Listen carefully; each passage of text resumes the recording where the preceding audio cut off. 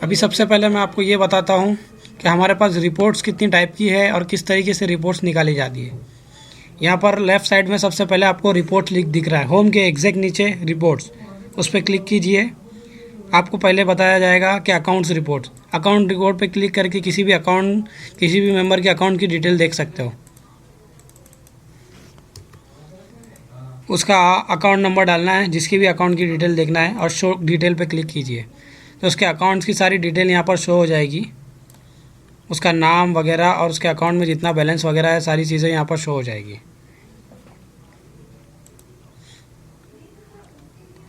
यहाँ पर प्रिंट करेंगे तो पासबुक प्रिंट का ऑप्शन आएगा। ठीक है, कोई भी पासबुक प्रिंट करने के लिए अकाउंट रिपोर्ट में जाना है, उसका अकाउंट नंबर डाल के यहाँ पर पासबुक फर्स्ट पेज क्लिक करेंगे तो फर्स्ट पेज प्रिंट होगा। उसके बाद यहाँ पर प्रिंट ऑल पे क्लिक कीजिए तो सारी चीज़ें प्रिंट ऑटोमेटिकली हो जाएगी। ठीक है, ये अकाउंट डिटेल हो गई। अब इसके बाद रिपोर्ट में जाकर सेकंड नंबर पे मेंबर अप्रूव रिपोर्ट है, जो आपको बता चुका था पहले ही मैं कि मेंबर अप्रूव करने के बाद यहाँ पर शो होता है। फिर से एक बार देख लीजिए, यहाँ पर डेट डाल दीजिए।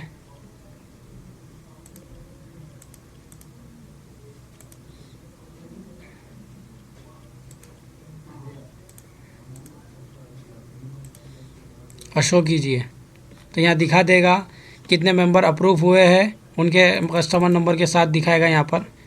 और जो अप्रूव नहीं हुआ है तो इधर रिसीव दिखाएगा, सिर्फ रिसीव हुआ है, अभी तक के अप्रूव नहीं हुआ है। ठीक है, तीसरी रिपोर्ट ये है कि रिपोर्ट्स में जाएंगे तो मेंबर रिपोर्ट पे क्लिक कीजिए। यहाँ पर मेंबरशिप नंबर डाल दीजिए।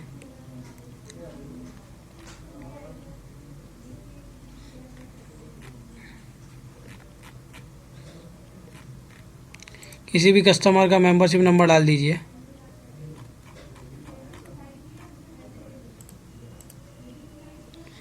उसका मेंबर के जितने अकाउंट्स है, सारे अकाउंट की डिटेल आ जाएगी।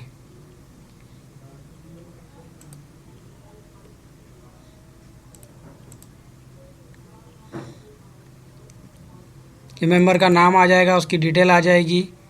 यहाँ पर उनका सेविंग अकाउंट है ये शो कर देगा। यहाँ पर शेयर्स अमाउंट का अकाउंट है वो शो कर देगा। अगर लोन वगैरह है वो मेंबर ने लिया है तो उसकी यहाँ पर डिटेल आ जाएगी नीचे। मतलब एक मेंबर ने जितनी भी चीज़ किया है हमारे साथ, सोसाइटी के साथ, जितने भी उसके अकाउंट्स है, सारी अकाउंट की डिटेल मेंबर रिपोर्ट में आ जाएगी। ठीक है, उसके बाद लोन रिपोर्ट पे क्लिक कीजिए। यहाँ पर ब्रांच आईडी सेलेक्ट कीजिए अपनी, और यहाँ पर टाइप में अप्रूव सेलेक्ट कीजिए। और जो भी लोन देखना है सेलेक्ट लोन टाइप, जैसे मुराबा लोन देखना है तो मुराबा पे क्लिक कीजिए और शो डिटेल पे क्लिक कीजिए तो मुराबा के जितने लोन है सबकी डिटेल यहाँ पर शो हो जाएगी। अब यहाँ पर शो हाइट दिख रहा है आपको, यहाँ क्लिक कीजिए तो ये इतनी सारी चीज़ें हैं लोन में। अब इनमें से जो चीज़ें हमको नहीं चाहिए उस पर क्लिक करेंगे तो वो चीज़ें कम होती जाएगी, हटती जाएगी। ठीक है, और सारी चीज़ें चाहिए तो किसी पे भी क्लिक मत कीजिए, ऑटोमेटिकली सारी चीज़ें यहाँ पर शो हो रही है। ठीक है, ये रिपोर्ट में सारी चीज़ें अब शो होती है। Account number, name, sanction amount, create type, loan period, sanction date, maturity date, disbursement amount, disbursement date, profit,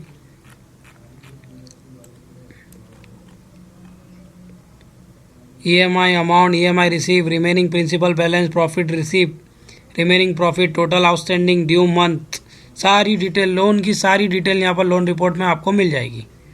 ठीक है, उसके बाद आ जाइए बिजनेस एरिया में। बिजनेस एरिया में आपको नज़र आएगा असाइन एजेंट, ट्रांसफ़र एंट्री के एग्जैक्ट नीचे असाइन एजेंट है। असाइन एजेंट पे क्लिक कीजिए, यहाँ पर GL कोड डाल दीजिए।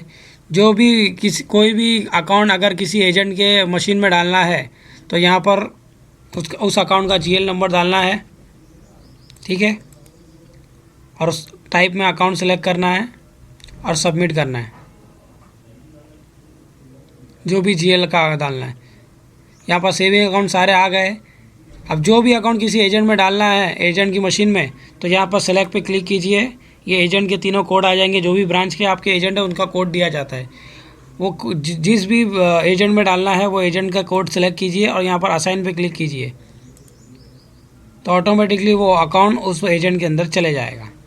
ठीक है, एजेंट की मशीन में जब एक्सपोर्ट करेंगे तब ये ऑटोमेटिकली अकाउंट चले जाएगा। उसी तरह अगर करंट अकाउंट डालना है तो करंट अकाउंट का कोड डाल देना है यहाँ पर। पिग्मी अकाउंट है तो 2009 कोड डाल देना है आपको, ठीक है। उसके बाद अकाउंटिंग में आ जाइए। अकाउंटिंग में सबसे पहले है बैलेंस शीट। बैलेंस शीट पे क्लिक कीजिए, आपको यहाँ बैलेंस शीट नज़र आ जाएगी आपकी ब्रांच की, ठीक है। आपकी ब्रांच की बैलेंस शीट यहाँ नज़र आ जाएगी और यहाँ पर डेट पूछा जाता है। जो भी डेट डालोगे उस दिन तक के बता देगी आपको balance sheet. As on date डालना है यहाँ पर तो बैलेंस शीट शो हो जाएगी। उसी तरह अकाउंटिंग में प्रॉफिट एंड लॉस भी हम चेक कर सकते हैं। अकाउंटिंग में जाकर प्रॉफिट एंड लॉस पे क्लिक कीजिए। फ्रॉम डेट और टू डेट पूछता है। अगर डेट नहीं डालेंगे तो ये आज की डेट का करंट बताएगा प्रॉफिट एंड लॉस, ठीक है। अगर डेट यहाँ पर अपने 18 तारीख डाले तो 18 तारीख तक के पूरी प्रॉफिट एंड लॉस बताएगा। जो भी डेट डालोगे वो डेट तक के प्रॉफिट एंड लॉस बताएगा। कुछ नहीं डालोगे तो करंट डेट तक बताएगा, ठीक है। उसी तरह अकाउंटिंग में जीएल, सबसे मेन चीज़ है जीएल। अकाउंटिंग में जाकर जीएल पे क्लिक कीजिए। यहाँ पर किसी भी जीएल की डिटेल आप देख सकते हो। जो भी डिटेल आपको देखना है तो ये जीएल में जाना ज़रूरी है। किसी पर्टिकुलर एक अकाउंट का देखना है या पर्टिकुलर पूरे अकाउंट का देखना है, एक जीएल का देखना है या सारे जीएल का देखना है, यहाँ पर देख सकते हैं। अगर सेविंग अकाउंट का देखना है 2001 सेविंग का कोड डालना है, ठीक है। और यहाँ अकाउंट नंबर। अगर किसी सिंगल अकाउंट का देखना है तो अकाउंट नंबर डालना है और शो करना है, ठीक है। यहाँ पर अकाउंट नंबर डालना है और शो पे क्लिक कीजिए तो उस अकाउंट की सारी डिटेल यहाँ आ जाएगी। यहाँ पर उसकी सारी डिटेल आ जाएगी। और अगर हमको पूरा जीएल का चेक करना है तो यहाँ पर अकाउंट नंबर नहीं डालना है, खाली जीएल कोड डाल दिए और शो कर देना है।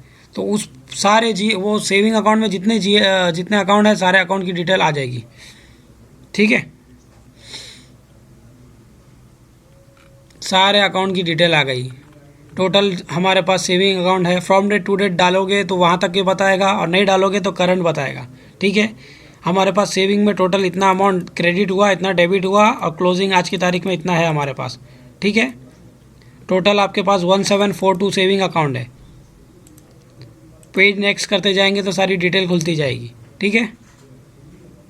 उसी तरह किसी जीएल का आपको चेक करना है, जैसे 4001 एक जीएल है, उसकी डिटेल चेक करना है तो जीएल कोड डालना है, मल्टीपल सेलेक्ट करके शो करना है तो उस जीएल की सारी डिटेल आ जाएगी। बैंक का जीएल हो, कैश का जीएल हो, सारी जीएल आप यहाँ पर चेक कर सकते हो। 5001 डालोगे तो यहाँ पर कैश का जीएल आ जाएगा, शो कर देना है।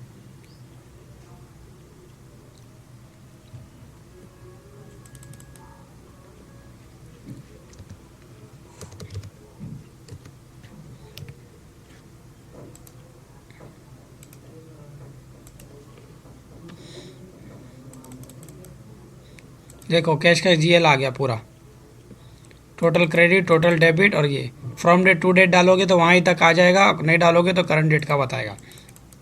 सारे जीएल की आप रिपोर्ट यहाँ पर देख सकते हो डीपली।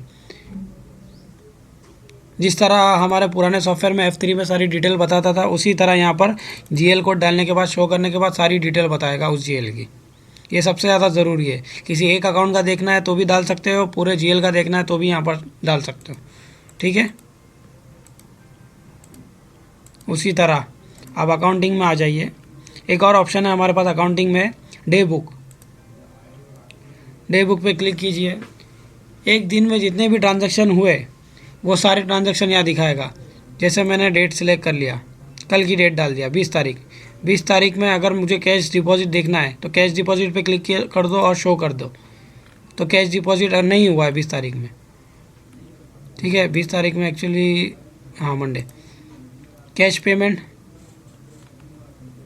शो कर दो तो कैश पेमेंट आ जाएगा। करंट डेट का हम देख सकते हैं, कैश डिपॉजिट इतने अकाउंट हुए थे, ठीक है। टोटल 10 अकाउंट में कैश डिपॉजिट हुआ है और उसकी सारी डिटेल यहाँ पर आ जाएगी, ठीक है। कैश पेमेंट चेक करना है तो कैश पेमेंट सेलेक्ट कीजिए और शो कर दो तो कैश पेमेंट की डिटेल आ जाएगी। और रिसिप्ट और पेमेंट दोनों चाहिए तो रिसिप्ट और पेमेंट दोनों पर सेलेक्ट कीजिए और शो कर दो तो यहाँ पर दोनों आ जाएगा, डिपॉजिट और पेमेंट दोनों आ जाएगा, ठीक है। ट्रांसफ़र एंट्री भी देख सकते हैं हम। ट्रांसफ़र एंट्री पे क्लिक कीजिए, ट्रांसफ़र एंट्री है नहीं फ़िलहाल अभी। जो भी डे सिलेक्ट करेंगे, पिग्मी कलेक्शन पे से क्लिक कीजिए तो एक दिन में जितने भी पिग्मी कलेक्शन हुआ है सारा बता देगा आपको।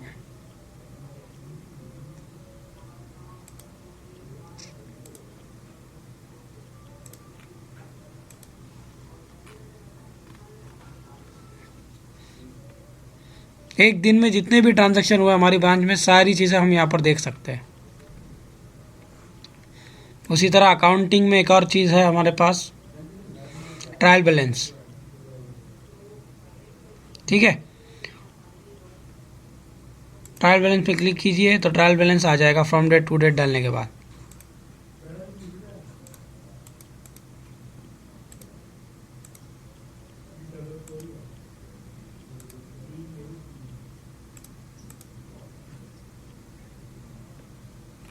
ट्रायल बैलेंस पूरा आ जाएगा आपको। ओपनिंग और करंट और क्लोजिंग बैलेंस तीनों सारी चीज़ अपने को दिखाएगा। उसी तरह अकाउंटिंग में बैलेंस शीट बता दिया मैंने आपको, ट्रायल बैलेंस बता दिया, जीएल बता दिया और आपको डे बुक बता दिया और प्रॉफिट एंड लॉस बता दिया। एक फ़ंड ट्रांसफ़र करके ऑप्शन है अकाउंटिंग में, फ़ंड ट्रांसफ़र, उस पर क्लिक कीजिए। किसी भी ब्रांच को अगर हम पैसा देंगे तो फ़ंड ट्रांसफ़र में जाइए, फ़ंड ट्रांसफ़र में ट्रांसफ़र टू यहाँ पर क्लिक कीजिए। ब्रांच को दे रहे या हेड ऑफिस को दे रहे, अगर ब्रांच को दे रहे तो ब्रांच सेलेक्ट कीजिए तो यहाँ पर सारी ब्रांचेस के कोड आ जाएंगे। जिस भी ब्रांच को आप पैसा देना चाहते हो उस ब्रांच का सेलेक्ट कीजिए। कैश दे रहे हो तो कैश, अगर चेक दे रहे हो तो चेक सिलेक्ट कीजिए, और मोस्टली हम चेक ही दिया करते हैं तो चेक सिलेक्ट करना है। और चेक सिलेक्ट करने के बाद चेक की डिटेल डाल देना है, चेक की डेट, किस बैंक का चेक दे रहे हैं, हमारी बैंक सेलेक्ट करना है, सामने वाले की कौन सी बैंक में पैसा जा रहा है तो यहाँ पर सामने वाले की बैंक शो होगी। ठीक है,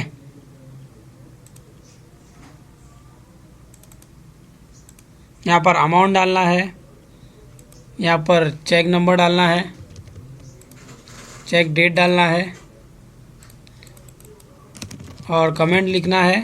कमेंट लिखने के बाद सबमिट कर देंगे तो सामने वाले के अकाउंट में, बैंक में ऑटोमेटिकली हमारी बैंक में से निकल के चले जाएगा। फ़ंड ट्रांसफ़र, एक ब्रांच से दूसरी ब्रांच में पैसा ट्रांसफ़र करने की एंट्री को बोलते हैं फ़ंड ट्रांसफ़र। आप ब्रांच को पैसा ट्रांसफ़र कर रहे हो ब्रांच टू ब्रांच तो यहाँ पर ब्रांच सेलेक्ट कीजिए, और अगर एडमिन को दे रहे हो तो एडमिन सेलेक्ट कीजिए। बाकी सारा प्रोसीजर सेम है। एडमिन की बैंक दो है, एडमिन को जो भी बैंक में हम पैसा दे रहे हैं तो सामने वाले की बैंक की डिटेल भी यहाँ पर आ जाती है। ये हमारी बैंक है और ये सामने वाले की बैंक है। ठीक है, तो ऑटोमेटिकली हमारी बैंक में से पैसा निकल के सामने वाले की बैंक में चले जाएगा और उसको एंट्री करने की ज़रूरत नहीं, ऑटोमेटिकली एंट्री हो जाएगी दोनों तरफ, फ़ंड ट्रांसफ़र। ठीक है, उसके बाद वाउचर बता चुका हूँ आपको, ट्रायल बैलेंस हो गया, बैलेंस शीट हो गई, जीएल हो गया और डे बुक हो गया हमारा।